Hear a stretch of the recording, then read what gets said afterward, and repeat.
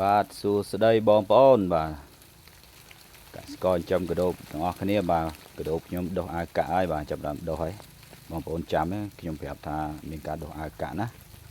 បាទនេះស៊ីដល់កឲ្យស៊ីបាទបងប្អូនកដោបតែប៉ុណ្ណេះពេញស៊ីតែម្ដងបាទ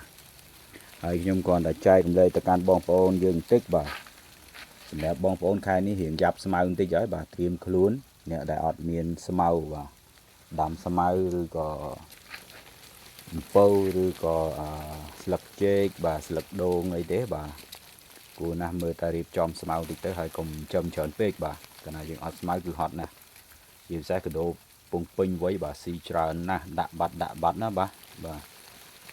បាទពូជនេះដែលខ្ញុំដាក់ពូជប៉ាថង្កាគេថាពូជប៉ាថង្កាហ្នឹងអត់សូវធំទេប៉ុន្តែខ្ញុំសង្កេតឃើញថាកដោរបស់ខ្ញុំបាទមើលតែក្បាលវាបាទធំណាស់បាទចាំមើលខ្ញុំនឹងអាប់ដេតជូនបងប្អូនរហូត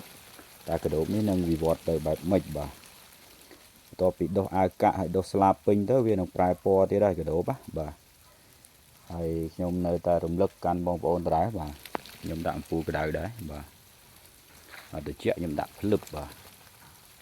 ជាពិសេសកដោបកំពុងពេញដុសអាវកាក់ហើយដុសស្លាបពេញហ្នឹងចាំមើលបាទតាស៊ីមិនឆ្អែតហ្នឹងវាវាយគ្នាយើងកុំថាខំគ្នាបាទ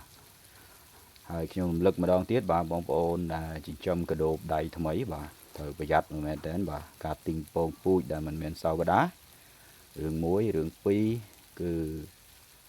លក្ខណៈត្រៀមស្មៅបាទអត់មានស្មៅទេបើដើរច្រូតស្មៅទេរៀងពិបាកបន្តិចហើយបាទដើម្បីកុំឲ្យឆ្លោះជាមួយគោបាទបើមិនអញ្ចឹងទេកដោបវាស៊ីលឿនជាងគោទៀតណាបាទបងប្អូនមើលវាស៊ីពុបស៊ីសាហាវហ្មងបាទ